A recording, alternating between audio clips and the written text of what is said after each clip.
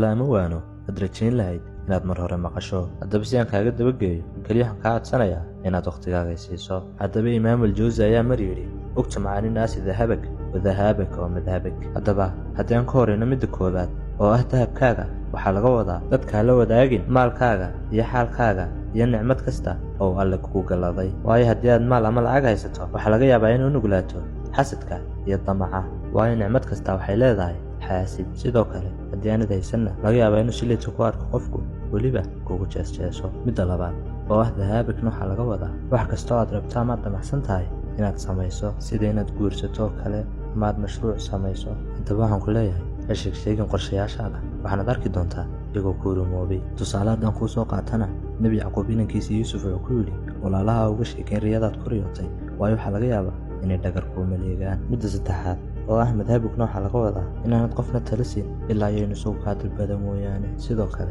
inaanad naftaada ka hadlin in badan, sida inaad tidhahdo waxaasaan jecelahay ama waxaasaan necbahay, si aad uga dheeraato ama aanad u gelin doodo aan loo baahnayn. sidoo kale cumar ibnulkhadaab radiallahu canhu ayaa mar yidhi in badan oon ka qoomameeyey hadal aan hadlay, laakiin marna kama qoomameyn aamusnaan aan aamusay.